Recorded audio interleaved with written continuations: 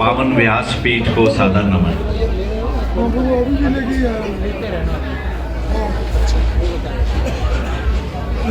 हम सबके लिए एक बड़ा ही अद्भुत समय चल रहा है। ये समय काल अनुपम है। अभी अभी हम सबने सुंदर कथा का वाचन किया है और उसका श्रवण करने के साथ साथ में हम सबने इस संकीर्तन का आनंद लिया है। ये आनंद काल अपने आप में अनुपम है। अभी 11 तारीख को हम सबने प्रतिष्ठा द्वादशी मनाई है। इस वर्ष से इस तिथि को प्रतिष्ठा द्वादशी तिथि से जाना जाएगा। हमारे रामलला प्राण प्रतिष्ठित हुए थे जिस द्वादशी को, उसको अब से प्रतिष्ठा द्वादशी कहा जाएगा। और उस 11 तारीख से हमारे ये सेलिब्रेशंस चल रहे हैं। और क्यों नहीं होगा? हमारी 500 वर्ष की तपस्या है, 500 वर्ष का बलिदान है, 500 वर्ष का प्रतीक्षा है। हमसे पहले 25 पीढ़ियां इस दिन की प्रतीक्षा कर रही थी। लाखों बलिदान हुए। हम सब ने अपने जीवन में ऐसा अनुपम समय हमको देखने को मिलेगा, ऐसा लग भी नहीं रहा था। और देखिए, प्रभु राम का भव्य मंदिर अपने कपाट हम सबके लिए खोल चुका है। आज 1 वर्ष हो गया है।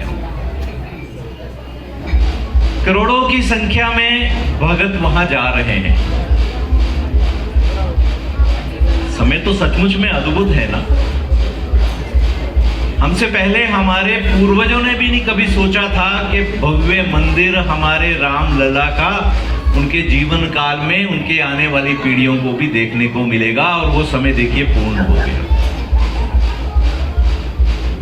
और देखिए, हम लोगों का सौभाग्य, ना सिर्फ प्रभु राम का भव्य मंदिर हम अपनी आंखों के सामने देख रहे हैं, उस भव्य मंदिर को बनाने में हम सब ने मिलकर प्रभु राम की कृपा से निधि समर्पण किया, योगदान दिया।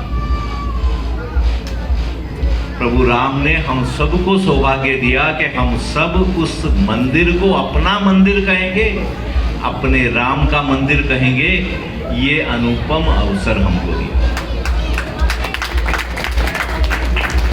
और देखिए कितने आनंदमयी समय चल रहे हैं। ना सिर्फ अयोध्या जी धाम में प्रभु राम का भव्य मंदिर बना है, काशी में बाबा जी का देखिए ना कितना सुंदर धाम तैयार हो गया है। ऐसा भव्य कॉरिडोर बनेगा, कभी हमने सोचा था? विश्वनाथ धाम इतना सुंदर बनेगा, अपने जीवन में हमें देखने को मिलेगा, कभी हमने सोचा था? उज्जैन में महाकाल का कॉरिडोर देखिए, बद्रीनाथ देखिए, केदारनाथ जी देखिए। कितना अनुपम समय आ गया है, अद्वितीय समय आ गया है। ऐसा लग रहा है कि मन में जो जो इच्छाएं हैं राम जी ने तय कर रखा है कि हम पूर्ण करके आपको देंगे।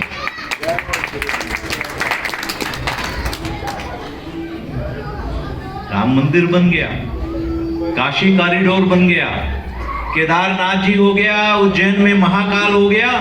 उसके ऊपर देखिए, हम जिसका स्वप्न देखते थे, ऐसा अखंड भारत की तरफ पहला कदम उठ गया। 370 खत्म हो गया। कितना अनुपम काम है। हमारे ही समय काल में हमारे शरणार्थी हिंदू भाइयों का नागरिकता कानून भी बन गया है। उनको नागरिकता मिलनी प्रारंभ हो गई है। ये ऐसा अनुपम समय चल रहा है कि अभी देखो, कल ही उत्तराखंड में कैबिनेट ने डिसीजन ले लिया है कि अब से यूसीसी समान नागरिकता कानून उत्तराखंड भारत का दूसरा राज्य बन गया जहां इंप्लीमेंट हो गया। हमारे जीवन काल में पूरे भारत में हमें यूसीसी समान नागरिकता मिलेगी, ऐसा करके कानून सामने आ गया। ट्रिपल तलाक कब का खत्म हो गया? हो गया ना, बड़ी जल्दी वक्फ भी हो गया। ऐसा अनुपम समय चल रहा है। हम सब लोगों ने इसी समय पर देखा, अभी कल की ही तो बात है, कोविड था, कोरोना काल था, महामारी अपना प्रकोप दिखा रही थी। हम सारे लोगों ने मिलकर तय कर लिया था कि इस महामारी से हम विजय प्राप्त करेंगे। विश्व की जो महाशक्तियां कहलाती हैं, चाहे वो वेस्टर्न देश हो, चाहे वो चीन हो, वो हाहाकार मचा हुआ था वहां, पर हमने हिम्मत नहीं हारी। हमें प्रशासन ने कहा कि आपको घर में रहना है, लॉकडाउन है। हमने उस लॉकडाउन को माना और उस लॉकडाउन के समय पर भी ये चिंता की कि हमारे अड़ोस पड़ोस वाले कोई भूखा नहीं रह जाए। हमने जगह जगह स्थान स्थान पर सीता रसोइयां लगा ली। हमने स्थान स्थान पर कहीं पर भी समस्या आए, इसको दूर करने के लिए ऑक्सीजन की जब कमी आई तो ऑक्सीजन सेंटर्स बना दिए। हमारे मंदिरों ने, हमारे गुरुद्वारों ने अपनी मर्यादा की भी चिंता नहीं की और वहां पर बेड लगा के, ऑक्सीजन सिलेंडर लगा के स्थान स्थान पर ऑक्सीजन देने का कार्य कर लिया। हमारे विश्व हिंदू परिषद के कार्यकर्ता, संघ के कार्यकर्ता, हम सब के सब लोग, जो भी कार्य हमें मिला हमने किया। विश्व हिंदू परिषद को दिल्ली के शमशान घाटों की व्यवस्था देखने के लिए कार्य मिला, हमने किया। ऐसा ही जब समय चल रहा था तो एक दिन अचानक हम सब ने देखा क्या हुआ। हम जब देख रहे थे सुबह के समय, सारे के सारे हमारे गरीब मजदूर भाई बहन अपने परिवारों सहित निकल रहे हैं। ये हम नहीं देखा था ना। हम तो लगे हुए थे सेवा कार्यों में, हम तो लगे हुए थे कि सबके स्वास्थ्य की चिंता हो, सैनिटाइजर बांटे, फेस मास्क बांटे, पर हमने क्या देखा कि आसपास के सारे मजदूर भाई जो हैं, विशेषतः पूर्वांचल के सारे थे, वो सुबह सुबह अपने परिवारों के साथ में इस महामारी के अंदर जा रहे हैं पैदल। मैंने भी देखा, आपने भी देखा। मैंने पूछा भाई क्या हुआ? नहीं, महामारी यहाँ पर बहुत है, हमें दिल्ली से जाना है। भाई क्यों जाना है? हमें संदेश आ गया है कि हमें जाना है। पास के जो रोड में पहुंचते हैं तो वहां पर डीटीसी की बसें खड़ी हुई थी, उन सबको ले जाने के लिए। कहां ले जाने के लिए? हम सब जानते हैं कि उन सबको यहां से ले जाकर आनंद विहार टर्मिनल पे छोड़ दिया गया।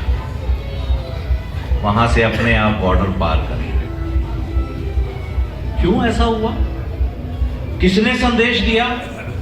क्यों ये कार्य हुआ? हम सब लोग सोच रहे थे। जब 2.5-3-4 महीने बीते तो ये सारा षड्यंत्र खुला। हम सब ने देखा कि जितने भी मेन रोड्स हैं, जितने भी अपने बड़े बड़े फ्लाईओवर हैं, उन सब के नीचे कौन बसने लग पड़े हैं? रोहिंग्या। हमारे भाइयों को, हिंदू मजदूर भाइयों को तो यहां से बाहर निकाल दिया और इन रोहिंग्याओं को यहां पर बसा दिया, क्योंकि हम लोगों को काम तो करने हैं ना। दोबारा जब साइट खुलेगी तो किनको रखोगे? हमारे भाइयों की चिंता नहीं की, उनको बाहर निकाल दिया और इन रोहिंग्याओं को 10-10 हजार रुपया महीने का देने का काम इनके एमएलए कर रहे हैं। हमने यही समय पर देखा ना कि हमारे पुरोहित, हमारे पंडित, उनके पास रोजी रोटी नहीं थी, क्योंकि उन सबके सब भक्त लोग मंदिर में नहीं आ पा रहे हैं, कहीं पर घर में भी कोई कार्यक्रम नहीं हो पा रहे हैं, कोई आयोजन नहीं हो पा रहे हैं। तो उनकी चिंता करने के लिए विश्व हिंदू परिषद ने उस समय 2100 रुपया सम्मान राशि देने का कार्यक्रम आयोजित किया। दिल्ली के 10,000 से ज्यादा अर्चक पुरोहितों को हमने उस समय सम्मान राशि दी। प्रशासन से बात की हमने कि इनको आप सम्मान राशि, कुछ राशि दीजिए। वो देने की जगह क्या किया गया? मौलवियों को 18,000 रुपए दिए। हमारे मंदिरों की चिंता नहीं है, हज हाउस बनाने के लिए 100 करोड़ रुपया दे दिया। अरे भाई, स्थान स्थान में बने हुए हैं ना ये जो सेंटर बनाए हैं मोहल्ला क्लिनिक, अगर ये मोहल्ला क्लिनिक के अंदर 2-2 बेड लग जाते, 1-1 सिलेंडर लग जाता, तो हमारे मंदिरों को, हमारे धार्मिक स्थलों को अपनी मर्यादा नहीं छोड़नी पड़ती, उनको हमें इस तरह से ऑक्सीजन कंसंट्रेटर सेंटर नहीं बनाने पड़ते। आज समय आ गया हम लोगों को निर्णय करने का। ये अनुपम समय तो राम जी की कृपा से आ गया है, अभी आगे हमको बढ़ना है।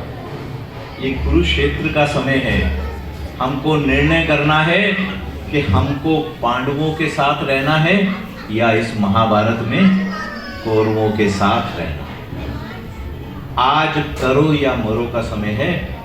हम सब लोगों को निर्णय करने की आवश्यकता है कि ऐसे लोग जिनको हम प्राण प्रतिष्ठा में निमंत्रण देने जाते थे तो निमंत्रण ठुकरा देते थे, और ऐसे लोग जब राम मंदिर बनता था, जब बनना प्रारंभ हुआ था, तो जिन्होंने अपनी नानी तक को दुखी कर दिया था, देखा था ना आपने, जिनकी नानी दुखी हो गई थी, ऐसे लोग जो कि राष्ट्रहित की क्या बात करेंगे, जो हमारी सेनाओं को भी उनके द्वारा की गई सर्जिकल स्ट्राइक हो या बालाकोट हो, उस पर प्रश्न उठाते हैं। हमें ऐसे लोगों के साथ रहना है, ऐसे लोगों को समर्थन देना है, या प्रभु राम के द्वारा दिखाए हुए रास्ते पे चलने वाले और हमारे स्वप्नों को पूर्ण करने वाले लोगों के साथ रहना है।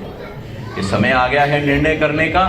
इस निर्णय करने की घड़ी में आप सब लोग सही निर्णय लें, अपना वोट दें, अपने सभी परिवार के साथ जाकर वोट दें, और अपने साथियों को भी साथ में इस विषय को समझाएं। यही अनुरोध मैं आज की इस सुंदर घड़ी में आपसे करूंगा। आप सबको बहुत बहुत धन्यवाद, आप सबको बहुत बहुत बधाई।